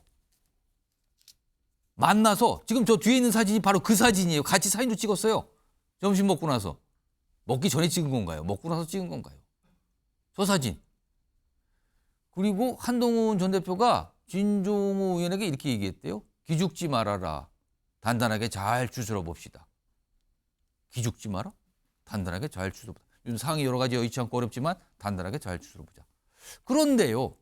진종호 의원은 한때 한동훈 전 대표와 가까운 국민의힘 의원이었습니다. 그러나 어느 순간에 이른바 탈한, 좀 멀어졌다 평가받았죠. 그런 의원에게 한동훈 전 대표가 오찬을 같이 한 겁니다. 그리고 진종호 의원은 저 사진을 스스로 공개를 해요. 그러면서 알려지기 시작을 했죠. 이겁니다. 신현용 전 의원님. 그러니까 김경률 전 비대위원에게 문자를 먼저 보냈다. 이런 일이 많지 않은데 문자를 보냈다. 그리고 탈한으로 꼽혔던 인사에게는 이것도 연락이 됐으니까 점심을 한 거 아닙니까? 점심을 만나서 사진도 찍고 기죽지 말라. 뭐 단단하게 좀 잘 추스러 보자. 이거 무슨 상황일까요? 지금 한동훈 전 대표는 엉덩이가 들썩들썩하죠. 이 타이밍에서 보이지 않으면 잊혀지거든요. 지금 많이 잊혀지면서 지지율도 하락하고 있지 않습니까? 이 상황에서 내가 뭔가를 해야 될 텐데. 좀 언론에서나 아니면은 우리 사회적으로 국민들이 나의 관심을 가져줘야 될 텐데 하는 생각들이 있을 텐데 예. 어느 타이밍에 다시 재등장할지에 대한 고심이 매우 클 거다. 근데 지금 보면은 사실 진종호 의원은 최고위원이었잖아요. 예. 근데 같은 친한계 최고위원이었던 장동혁 의원 같은 경우에는 이미 물 건너갔잖아요. 친한에서 친윤으로 갔다고 해야 되나요? 거기는 탈한 정도는 아닌 그 이상이다 지금 그렇게 보시는 거예요? 예, 그럴 수 있죠. 그렇기 때문에 사실 한동훈 전 대표의 기억은 아직까지도 최상병 특검법을 발의하겠다고 전당대회에 약속하고 발의하지 않고 행동하지 않았던 부분. 그리고 비상계엄이 있은 이후에 국민의힘의 의원총회에서 제가 비상계엄한 건 아니지 않습니까? 하면서 물병 날랐던 거. 뭐 이런 기억들이 여전히 남아있기 때문에 당분간은 뭔가 우리 정치사에서 아니면 국민들이 아니면 당원들이 한동훈을 재소환하기는 어려울 것이다. 물론 비상계엄 12월 3일 날 빠르게 입장을 정리하면서 18명의 표를 그래도 비상계엄 해제하는 데 역할했다는 거는 국민의힘의 기록은 될지언정 이번 대선에서 윤석열과 비슷한 컬러를 갖고 있는 한동훈, 검찰 출신, 정치력 짧고 여러 가지에 있어서의 그런 부재한 리더십 이런 것들을 극복할 만큼 소환 대상이 되기는 어려울 것이라는 생각이 듭니다. 홍석준 전 의원님. 근데 만약에 이 여야 각각의 잠룡들이 막 움직이고 있고 지금 여권에서는 김문수 장관의 지지율이 막 올라가고 있고 막 이런 상황이잖아요. 한동훈 전 대표가 이제 뭔가 움직임을 한다면 사실은 당내에서 지지하는 정치인들이 많이 있어야 뭔가 힘을 갖는 게 통상 정치 아닙니까? 근데 과연 당내에서 그런 세력을 얻을 수가 있을까? 지금 국민의힘의 주류인 친윤과는 이미 심각한 갈등 관계인데 당내 어떤 힘을, 세력을 가질 수 있을까? 이거 어떻게 보십니까? 뭐 지금도 그 시작2라는 그 단체 채팅방에 한 그 의원들, 현역 의원들이 한 16명 된다는 거 아닙니까? 시작2. 예. 그렇기 때문에 저는 한동훈 전 대표가 당내 기반은 어느 정도는 있다. 왜냐하면 본인이 비대위원장을 하면서 본인이 공천에 어떤 영향력을 뭐 가장 많이 행사를 했기 때문에 이제 있다고는 보여지나 예. 제가 봤을 때는 대통령 선거라는 것은 사실은 당대표 선거라든지 다른 선거와는 달리 당내 기반의 여부가 절대적인 건 아닌 것 같습니다. 왜냐하면 본인의 어떤 지지율이 높으면 그냥 사람들이 옵니다. 예를 들면 윤석열 대통령을 보더라도 당시 당내 기반이 있었습니까?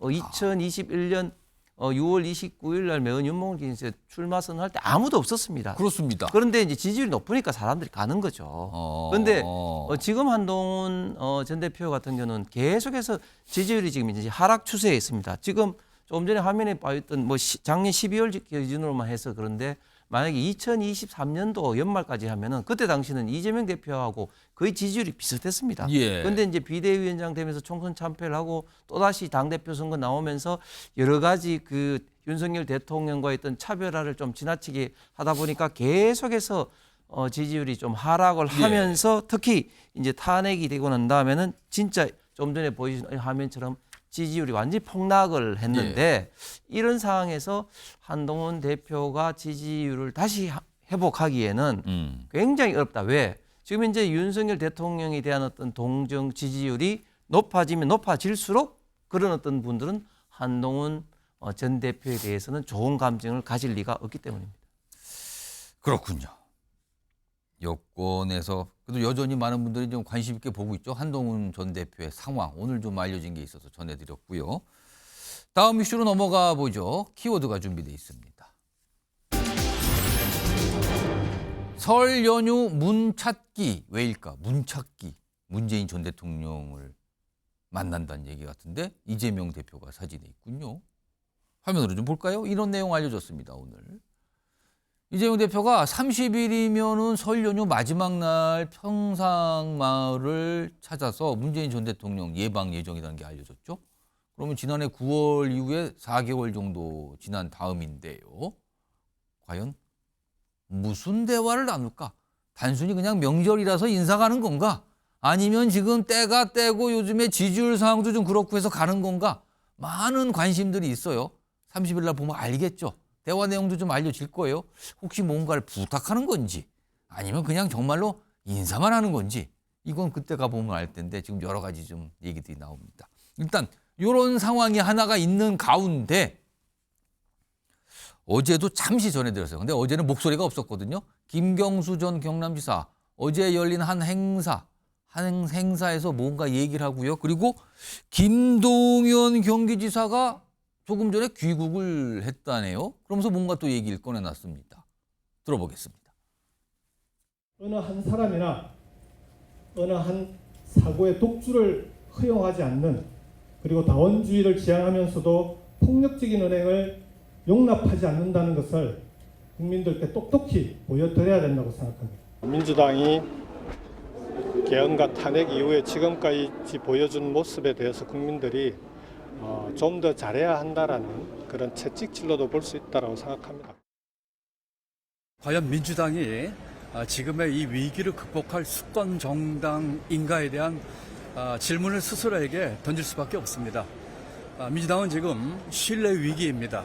민심이 떠나고 있습니다. 지금 여론조사 검증위원회가 아니라 민심 바로 알기 위원회가 필요합니다.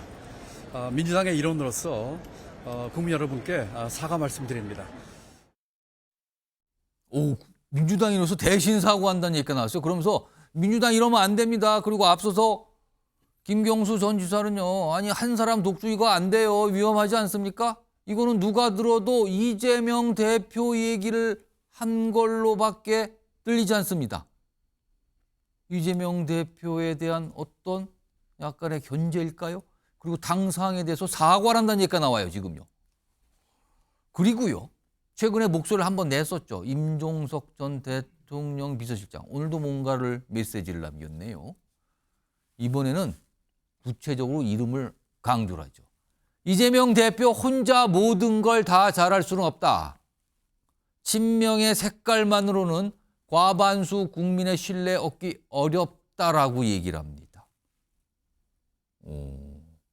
이거 두 분 의원께 제가 짧게 좀 들어볼까요? 우선 신영 전 의원님. 요새 비명계 민주당 정치인들의 움직임 상당히 활발하고 목소리가 자주 나옵니다. 이거는 분명히 뭔가를 생각하면서 이재명 대표에 대해서 들으라고 한 얘기일까요?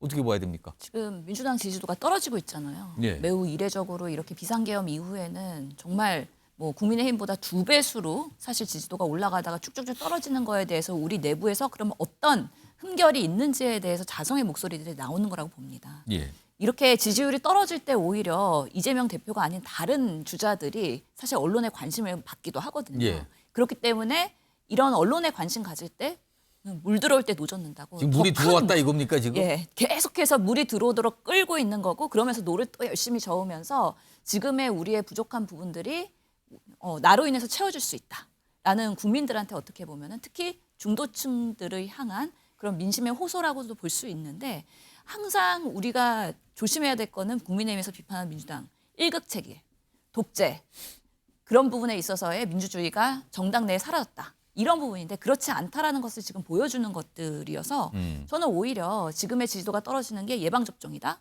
그리고 많은 주자들이 더 활동하면서 선의 경쟁을 할 수 있는 좋은 기회가 만들어진다라는 면에서는 긍정적이라고 생각을 합니다. 홍석준 전 의원님. 그러니까 지금 뭔가 민주당이 좀 지지율 상으로 보면 부족한 게 보이니까 그거를 좀 보충할 수 있고 보완하는 목소리가 비명계 위주로 나온 거다 그러는데요. 목소리를 내고 있는 인물들의 공통점을 뽑으면 민주당 내에 대선 관련된 잠룡들로 꼽히는 인물이에요. 이게 공통점입니다. 근데 그 인물들이 목소리를 강조하고 있거든요. 단순히 민주당의 문제점을 이렇게 고쳐갑시다, 보완합시다가 아니라 이재명 대표의 대체 인물이 되고 싶은 거 아닙니까 혹시요? 당연한 말씀이죠. 그리고 사실 이 목소리들이 평소에 이분들이 어떤 성향을 이제 생각을 했을 때는 굉장히 세지 않습니까? 그렇습니다. 김경수 전 지사 같은 경우 독주는 막아야 된다 한 사람. 평소에 저런 얘기 잘 안 하거든요. 저는 가장 놀란 게 지금 이 자리에서 김동연 지사가 여론조사 검증위원회 아니라 여론 민심 살피는 그런 위원회가 필요하고 사과한다. 그런 거 만들었다고 사과를 하겠다고 그랬어요. 지금. 김동연 지사가 저렇게 세게 발언한 거 좀 처음 봤습니다. 그렇군요. 그만큼 세게 하는 배경은 결국은 이재명 지금 현재 대표로는 민주당 후보 안 된다. 그리고 지금 현재 사법 리스크가 있는 상황에서는 이재명 대표가 후보로도 나올 수도 없거니와 설사 나왔다 하더라도 잘못하면 미국 민주당처럼 바이든에서 이제 카멜라로 교체될 수도 있다. 만약에 조기 대선이 열리는 상황이 되면은 중간에 후보 교체가 있을 수 있는 거 아니냐 이걸 말씀하시는 그렇습니다. 겁니까? 왜냐하면 그 산술적으로 봤을 때 3월 중에 공직선거법 항소심 결정 나는데 예. 그 다음부터는 대법원은 이게 언제 방망이를 두들지 모릅니다. 한 달 이내, 2달 예. 이내 두들지도 모르는 상황이거든요. 그런 어떤 지금 현재 상황이 왔기 때문에 지금 이런 어떤 잠룡들이 지금 임종석 실장이라든지 특히 김경수, 그다음에 김동연 지사들이 이렇게 목소리를 지금 세게 높이고 있는 이후 배경이라고 생각합니다. 이런 가운데요. 이재명 대표의 선거법 관련 2심 재판 결심 공판 날짜로 잡혔고요. 지금으로서는 3월 중에는 2심 결과 나온다. 이렇게 좀 봐야 되는 상황이 됐잖아요. 그런데 이런 상황에서요. 지금 증인 얘기인데 한 명의 증인 얘기가 좀 나왔습니다. 그 내용 좀 자막으로 좀 볼게요. 여기 보시면요. 화면 좀 보겠습니다. 다시 보겠습니다. 요 내용 좀 보죠. 이재명 선거법 2심 재판에 고 김문기 전 처장 동생이 증인으로 출석한다는 얘기가 오늘 알려졌습니다.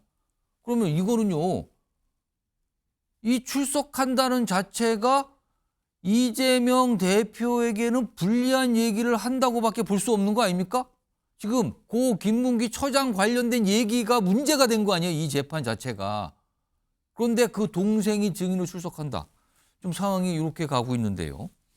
신현영 전 의원님. 지금 동생이 증인 출석 이렇게 돼 있습니다. 이게 나왔는데 만약에 3월 중으로 나올 걸로 보이는 이재명 대표의 선거법 재판 2심 결과 만약에 이게 1심처럼 유죄가 나온다면 2심에서 당내 비명계 목소리는 더 커지는 거 아닙니까? 그러면은?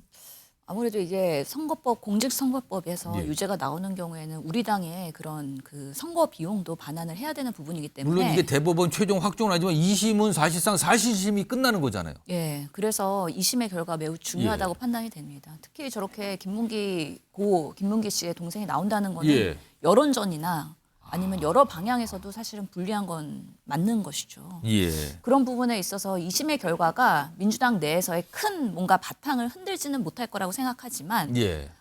그래도 이 대선을 가까워지면 가까워질수록 이재명 대표 외에 다른 주자들이 더 뭔가 목소리를 내고 역할을 할 수 있는 룸은 일부 열릴 수 있다. 특히 뭐 당은 대부분이 지지자들이 이재명 대표가 계속해서 대선에 가도록 하는 데 있어서 강한 지지를 보일 것이고 그리고 사실 유튜브에 있어서도 예. 그런 부분에 있어서 이재명에 대한 친명의 지지가 상당히 강합니다. 이것을 꺾는 데까지 갈 수 있을지는 퀘스천이긴 하지만 그럼에도 불구하고 비명의 일부 당원 지지자들 그리고 이분들이 목소리를 내면 낼수록 언론에서 계속해서 그것을 확대 재생산할 예. 가능성이 있기 때문에 민주당 내에서도 이런 경선에서 다양한 후보들이 나와가지고 치열하게 싸울 수 있는 가능성이 있다라고 생각이 듭니다.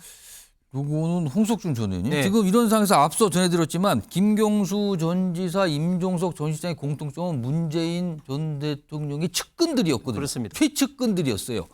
이런 가운데 이재명 대표가 설 명절 마지막 날, 연휴 마지막 날 문재인 전 대통령을 예방하러 갑니다. 여기 이 목적은 무엇일까? 가서 무슨 얘기를 할 것 같습니까? 예, 30일 날 가는 이유는 아마 이제 설날 당일이 이제 29일이지 않습니까? 예. 29일 날 아마 안동에 가서 이제 부모님 어떤 그 산소나이 가고 난 다음에 자연스러운 어떤 경로로 양산에 있는 그 문재인 전 대통령 자택에 이제 방문을 하면서 저는 여러 가지 복합적인 의미가 있다고 생각합니다. 일단은 설이기 때문에 어른에게 인사한다는 그런 어떤 의미도 있고 예. 또 지금 현재 때가 때니만큼 자연스럽게 지금 현 전국 시국에 대해서 이야기하면서 만약에 조기 대선이 일어났을 경우에 뭐 본인을 뭐 좀 지지해달라 또는 지금 현재 어떤 이런 어떤 김경수 전 지사라든지 김동연 지사의 이런 어떤 행동에 대해서도 자연스럽게 좀 이야기가 나오는 그런 속에서 예. 문재인 전 대통령의 좀 지지, 협조를 이끌어 가려는 그런 어떤 방문의 목적이 아닌가 생각합니다. 알겠습니다. 30일도 여러 가지 모습이 아마도 있지 않을까 생각이 좀 듭니다. 기다려도 보도록 하고요. 다음 마지막 주제 준비되어 있는데요. 역시 키워드 있습니다. 보겠습니다. 똑같이 하겠다. 지금 개혁신당인데요. 허은하 대표와 이준석 의원인데 누가 누구를 똑같이 하겠다는 겁니까 지금요? 오늘 허은하 대표 어제 오늘이군요. 얘기를 좀 했습니다. 목소리부터 들어보시죠. 정당 민주주의를 지키기 위해서 제가 이 자리에 있고 개혁신당이 왜 창당했는지 예. 그 창당한 이유를 잊지 않으면서 저는 우리가 그것을 지켜야만 살 수 있다라는 마음을 갖고 있다라는 걸 좀 주장하고 싶습니다. 이준석 전 대표처럼 저도 똑같이 해야겠죠. 예. 저도 법적 조치가 필요한 부분들은 예. 진행할 겁니다. 가짜 직무대행 천하람 의원과 가짜 최고위원회에 참석한 분들은 선관위 결정 이후 왜 누리꾼들 사이에서 이준석열이라는 비판이 나왔는지 곰곰이 생각해 보시기 바랍니다. 지금 개혁신당 네 분이죠 지금요. 그러니까 허은하 대표와 이준석 의원이 뭐 갈등인데, 그러니까 이런 갈등 속에서 허은하 대표가 당대표 직무정지 처분을 받았거든요. 근데 이거 법적 조치 다 하겠다. 그러면서 하는 말이 과거에 누구처럼 나도 똑같이 한다. 이거예요. 이 얘기를 꺼내놨는데 과거에 이준석 의원 국민의힘에 있을 때 그 모습 영상으로 준비했습니다. 국민의힘 당대표 이준석 당원권 정지 6개월을 의결하였습니다. 돌이켜보면은 양의 머리를 흔들면서 개고기를 가장 열심히 팔았고 가장 잘 팔았던 사람은 바로 저였습니다. 전체적으로 지금 행정부가 입법부를 통제하려고 하는 그런 삼권 분립이 위기에 있는 그런 상황 아닌가라는 우려가 있습니다. 사법부가 적극적인 개입으로 잘못된 부분을 바로잡을 수 있었으면 좋겠다. 그러니까 허은하 대표는 이준석 의원이 과거 국민의힘 당대표 그 시절에 여러 가지 조치도 받고 막 반발했잖아요. 그때 모습과 똑같이 하겠다는 거잖아요. 지금 신혜영 전 의원님. 예. 지금 두 명 중에 누가 좀 너무하다고 판단하십니까? 저는 아무래도 이준석 대표가 네. 지금 대선까지도 지금 선언을 했잖아요. 출마의 가능성을. 그런 상황에서 본인이 뿌린 대로 거두는 거 아니냐. 아니 천하용인이라고 해가지고 국민의힘에서 나와가지고 개혁신당을 만드는데 그래도 뭔가 공헌을 했었던 천하용인 4명 다 못 품잖아요. 지금 한 명씩 다 떨어져 나가고 있습니다. 천아용인. 예. 지금 아하고 지금 갈등인 거고요. 예. 용은 김용태 의원인데 지금 국민의힘에 있고. 그다음에 이기인 의원 남아 있는 건데 예. 한 명씩 떨어져 나가고 있습니다. 그러면은 여기서 사실 정치권에서 이런 얘기 좀 하시는 분 꽤 돼요. 이준석 의원은 몸담는 조직, 몸담는 정당마다 갈등이 좀 있었다. 이런 얘기 하신 분이 있거든요, 실제. 그러니까요. 그렇기 때문에 주변 사람들을 아우르고 품어내는 통합의 리더십이 사실은 다음 조기 대선 때는 매우 중요할 것이다. 예. 왜냐하면 너무 양극화되고 극우화되고 예. 극단화된 이런 정치 환경을 누가 통합할 것이냐인데 그렇다면 제3당의 리더로서 이런 것들을 할 수 있는 자질이 있느냐에 대해서 국민들이 꼭 물을 거라고 생각을 하고요.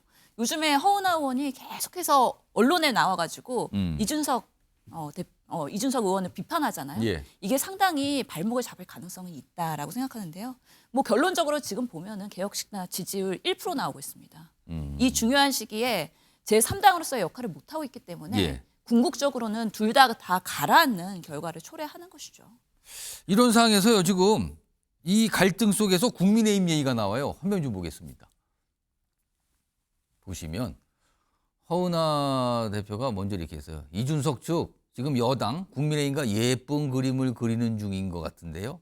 합당 통합 가능성이 있습니다. 그러자 이준석 의원이 반박을 합니다.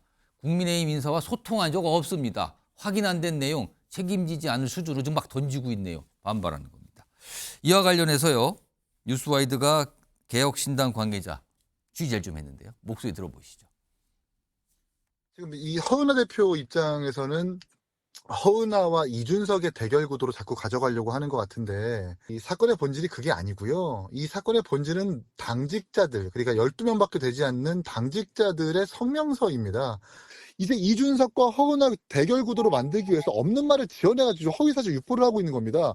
대단히 유감이고 이건 적반하장도 유분수다는 말씀을 드릴 수밖에 없어요.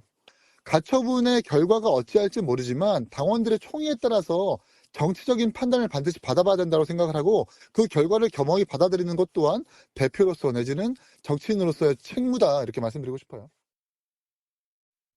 홍석준 전 의원님, 국민의힘 입장에서는 개혁신당에 또 분열되고 쪼개지면은 받아줄 용의가 있다고 보십니까? 국민의힘은? 지금은 쉽지 않을 것 같습니다. 왜냐하면 그 이준석 대표와 좀 헤어질 때 너무 좀 안 좋은 모습으로 좀 헤어졌습니다. 원래 이제 부부간에도 좀 싸우더라도 좀 적당한 선을 좀 지켜야 되는데 너무 이준석 대표가 나갈 때는 굉장히 너무 안 좋은 모습으로 나갔다. 그렇기 때문에 지금은 당원들 그리고 지지층의 상당수는 뭐 합치는 것에 대해서는 당연히 부정적으로 생각을 하겠지만 그러나 또 뭐 정치는 알 수가 없기 때문에 만약에 조기 대선이 벌어지게 됐을 때는 만약에 그렇다면 뭐 1% 2%가 또 뭐 아쉬울 때는 또 어떻게 또 될지도 모르는 상황이겠죠. 그때는 그러면 이준석 의원이 손을 내민다면 국민의힘이 뭐 한 표라도 더 모으기 위해서 손을 잡을 가능성이 있다. 이렇게 보시는 거예요? 뭐 그 대선이라는 어떤 예. 정말 절체절명 진짜 건곤일척의 중요한 어떤 그 승부에서는 뭐 그렇게 될 수도 저는 있다고 봅니다. 뭐 배제할 수는 없는 일이겠죠. 그러나 일반적인 상황에서는 결코 좀 쉽지 않다. 그런데 저는 이렇게 이준석 의원과 허은하 대표 간의 이런 어떤 관계에서는 결국 손해 보는 것은 지금 현재 강자인 이준석 대표가 이건 손해 볼 수밖에 없다. 우리 앵커께서도 말씀하신 것처럼 이준석이라는 어떤 사람이 나이는 젊었지만 지금 정치 생활을 한 지가 굉장히 오래됐지 않습니까? 그렇습니다. 그런데 몸담고 있는 곳마다 바른당 시절에는 또 당시의 대표인 손학규 대표하고도 굉장히 또 다툼이 있었고 그래서 어떻게 보면 좀 통합이 아닌 어떤 갈등의 상징처럼 이렇게 비춰져서는 결코 본인의 앞으로 정치의 미래도 좋을 게 없어 보입니다. 알겠습니다. 자, 잠시 후 뉴스7에서는 여인영 전 방첩사령관이 검찰 조사에서 윤석열 대통령과 김용현 전 장관이 정치적으로 군을 이용했다고 진술한 내용을 단독으로 전해드릴 예정입니다. 자, MBN 뉴스와이드 오늘은 여기서 마무리하겠습니다. 시청해주신 여러분 고맙습니다.